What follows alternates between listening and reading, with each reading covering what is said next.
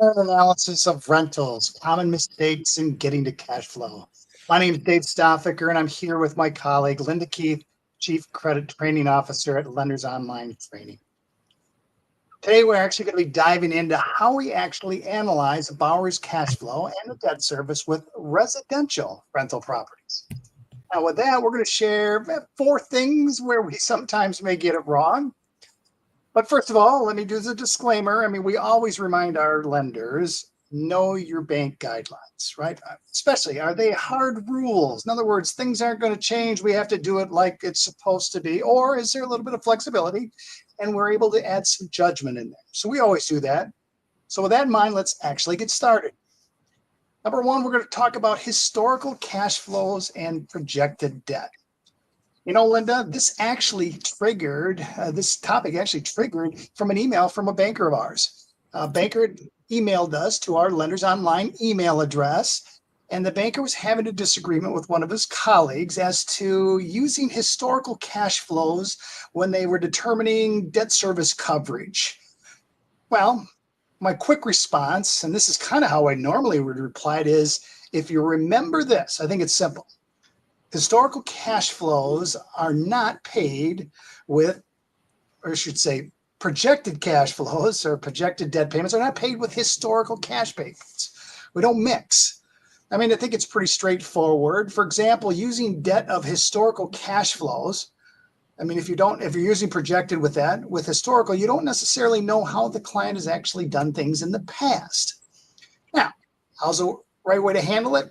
For example, I had a situation a few months ago with regard to a large rental project. It was like 24 units. And the debt, you can imagine, the debt service on that type of borrowing was significant. They were using the debt payments of that new debt and trying to compare it to the historical cash flow of a smaller rental fleet. Ironically, they were making enough cash flow on those, but they didn't have any debt. So now you're comparing a lot of debt with something that was just basically breaking even because they were taking some money out. It wasn't necessarily an apples to apples comparison. So how would you handle that? Well, first of all, I think using historical cash flow and comparing it to historical debt makes sense, apples to apples. Now, if you don't have that, if you don't have the debt payments, you may ask the borrower for that. You may have you may look at the financials and take maybe just the interest. Maybe there's something there, or if there is some debt, maybe do some type of basic amortization, but try to keep it apples to apples, historical cash flow and historical debt payments. Now, the other, likewise in reverse, would be using the projected debt, what you are going to borrow, and use that in comparison to projected revenue, right? Things are changing. You're likely going to generate some more revenue to pay that. But don't mix them. I think that's the wrong approach. Linda, do you have anything to add? Well, and actually what you just said about in prior periods, they had enough excess cash flow, the owners could take stuff out. Well, maybe the owners would quit taking the extra out if there was not extra. Right? So I agree with you completely. And I do think that one of the reasonable questions that comes from this is, which should we do, historical to historical or projected to projected, or when should we pick, or how should we pick that? Well, I would suggest you once again check your guidelines, but here's how it might work. If it's important to you to know how they've been handling their debt, maybe this is a commercial real estate deal or a builder that builds things and then sells it. So there's some of the stuff is short-term rentals. Then yes, do historical. And some of our clients do. They'll do historical for say 3 years. They may or may not do historical debt coverage. If they don't care about debt coverage in that period of time, they'll just do historical. If they are going to do debt coverage, though, they really need to match up the debt that goes with each of those historical years. But they're still going to project. They're just going to do historical first, and then they're still going to come up with a projection because we still want to know if they can pay the debt coming on. Now, others, particularly mortgage lenders, maybe small business lenders, they might like project as they go. So they do 3 years ago, but they'll go ahead and subtract out non-recurring income, add back non-recurring debt, and adjust for things as they go. Now they've got 3 years projected, but based on actual experience. And then again, you might average those. You might not average. You might do the most recent. So there really are two legitimate ways to do it. if you are the person making your guidelines, make sure that everybody's clear on which we're doing. But as David said, do not let them match projected debt with historical numbers or historical debt with projected numbers. When you get down to debt service coverage, it needs to be accurate. Let me check my notes over here because they're on a different computer today. Isn't that fun? I'm doing number 2. Number 2 is what is the start point on Schedule E rentals for doing our cash flow analysis at all. This can be confusing for folks who are newer into analysis, or now maybe they had some experience, but they're into commercial real estate or something that requires a deeper understanding of these tax returns. We regularly teach people to start with the bottom line of Schedule C or maybe the 1120S, and then add back depreciation, add back interest, do something with debt, etc., starting with bottom line until we get to the rental page. And then we say, oh, no, don't do that. Start with revenue minus expenses and then do your stuff. And you might wonder if any of them are getting confused by why is there a different rule for this one? Well, the reason is that the bottom line of the rental schedule may be limited due to the passive loss rules. And if you look closely, it says deductible loss at the bottom, not loss. They are not allowed necessarily to take the whole loss. So do I want to start with a deducted loss number or do I want to start with real numbers? I'm interested in real ones. That's why we go up and grab the revenue minus expenses and adjust in between. So that's going to be a rookie mistake that some of your folks might make, is that they're thinking they can start with the bottom line and adjust. It won't work when they have limited losses. So let me just pause for a moment. I'm going to double check comments. I don't see any yet. You can use comments to ask questions. And again, you always can use the email at the bottom of here if you want to ask a follow-up question and you don't want to really jump in on the live stream. So David, number 3, back to you. Getting debt wrong. What do I mean by that? It's more common than not. Maybe it's incorrectly representing, you double count the debt. Maybe you're using the wrong debt figure to begin with, or there's always missing the debt. That can happen. For example, with double counting, this happens because we receive so many pieces of information, whether it's a personal financial statement, it might be a business financial statement, business tax returns. We're going to probably pull a credit bureau report too, but what if the debt is on all those or 2 of those? So making sure if I'm looking at maybe a schedule of debt, I'm going to include what debt payments that I'm going to be matching up. Then I get a personal credit report because they may be guaranteeing something. Oh, they have some debt there because it's under them personally. I may have double counted the debt. So one of the key things is cross-check that. Just making sure that if they likely match, you see some correlation, you want to make sure that, maybe you have to double check with the borrower to say, is there something here I'm missing? Or realizing that, okay, it was in their name personally. That's why it's on the personal in the personal credit report. Now, what if we were dealing with a property that maybe it was sold? Maybe I had a portfolio of properties, 1 or 2 of them might have sold during the last year. I don't want to include that debt in my analysis because those are gone. And likewise, I'm not going to include the income because the property is gone. We want to make sure that we don't pick that up as well. Lastly is, what if we have a new project? Well, if it's a new project, we're going to be dealing with a new debt service there. We're going to have the terms there as well. But we're also just going to be focusing on projected revenues. We're not going to bring anything that may have been in the past that isn't there to impact our overall future outlook. So once again, it goes back to dealing with projected revenues, making sure where they're coming from, we understand those, and what real debt is available there that we're looking at, and we're not taking something that may have been gone. Linda, how about that? Well, it reminds me, it's so funny. I didn't plan to say this. And then you say something, oh, this is what it makes me think of. There was a point at which we had quite a few residential rentals. And here's the problem. On the tax return, it's the address. On the credit report, it's which bank has the mortgage. Right.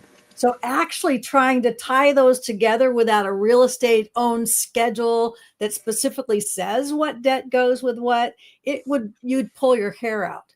So the point is, you got to figure out how much debt is there. And one more piece before I move to my fourth one, and that is that not every bank reports every debt to a credit agency, even if it is a sole proprietor or individual. So you cannot count on saying, oh, I pulled the debt off the credit report, I've got it all. Maybe, maybe not. So to David's point, cross-check, be sure you've got it all. You're not missing pieces.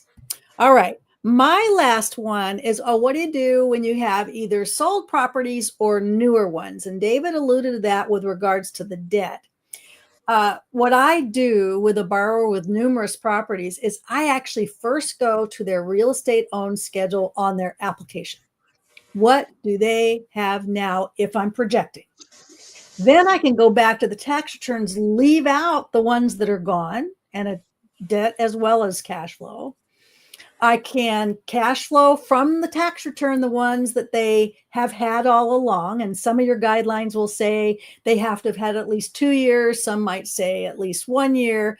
And then for the ones they haven't had long enough to have enough information in the tax returns, or they actually got them after a year in, that's where we go to a formula method for the tax returns for the rentals. So that's usually 75% rents minus PITI. The 25% handles vacancy and operating costs. It is a handy formula. It is easy to do. I would suggest to you that if you have tax return information, don't use shortcuts. And to illustrate, we'll go back to an example of mine.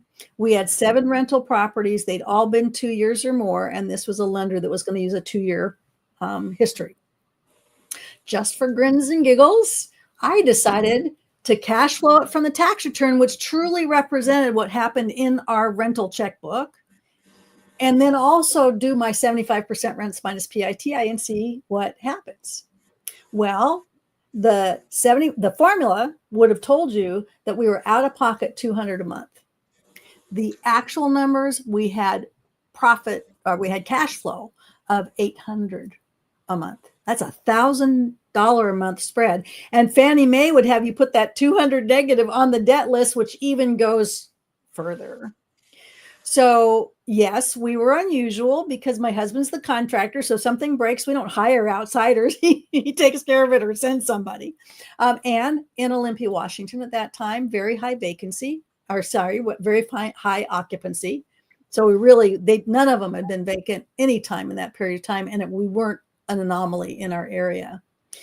So one of the things that David and I work on in Lenders Online Training is to help your people get past just what number goes on what place and understand what they're doing, so that when you have a good performing loan that shows up that would meet your guidelines and your risk appetite, but there's just something unusual about it, that they can spot it. Maybe they need to bring it to you and say, okay, this seems like our formula doesn't work for some reason. But certainly they can spot good loans, still make them if they're allowed the judgment. But in order to provide the judgment, they need to understand, right, what's behind the numbers. All right, I have one more example just because. And let me just check our time. Okay, we're doing great. Here's the last example. And this is going to get to what I just said about understanding well enough that you can apply judgment. So this is, again, from my own experience. I don't have to make anything up. Never a problem. In this case, we have a 2-acre property. Our personal residence is on the property and 2 rentals. Now, we have paid off our mortgage now, but at the time we had a personal mortgage. So for tax purposes, I allocated the interest between Schedule A for the personal residence, and then I put some of it against each of the 2 rentals. Totally appropriate. Totally appropriate. At that time, though, the Fannie Mae guidelines said we don't need to add back interest or subtract debt on those rentals because we figure the interest is close enough in the early years. So that was the guideline at the time for Fannie Mae. So if I was going for a mortgage loan, they weren't adding back the rental interest. And yet that rental interest was part of the house payment. They were going to count against me.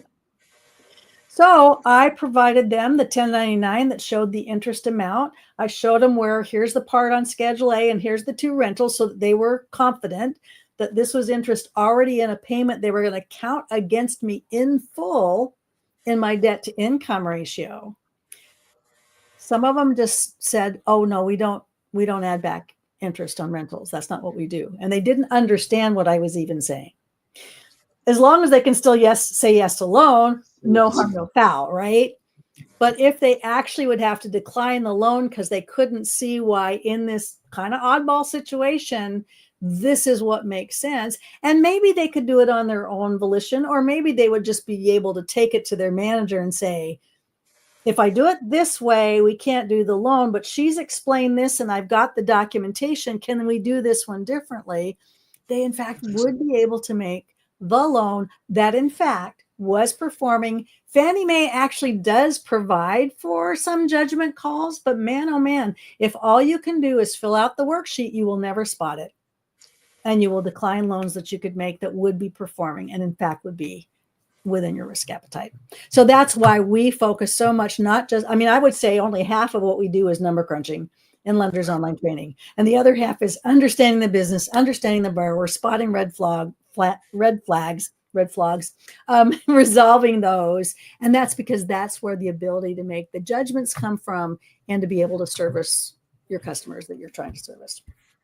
I think that was it. So we covered how to make sure your debt is matching historical to projected. We covered why you can't start with the bottom line. We covered double counting or not finding all of the debt, and then how to handle the new properties. And then finally, why getting to understanding is critical. And our examples were just about rentals today, but that you could apply that idea that we need to understand what's there to business and to every different piece of what we're doing.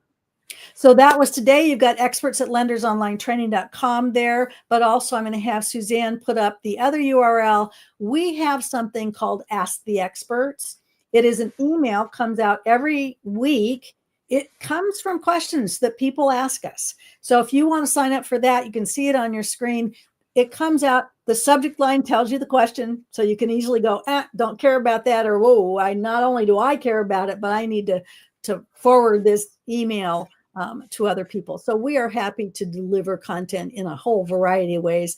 Of course, on our Lenders Online Training, we have a lot of foundational, fundamental information, but in our live streams, we liked it to be a little bit higher level. And then in our questions, they're really questions people have asked us, and we answer them. And then we also put them on our blog post, and we send them out this way, so that however it's best for you to get your information, we are happy to share.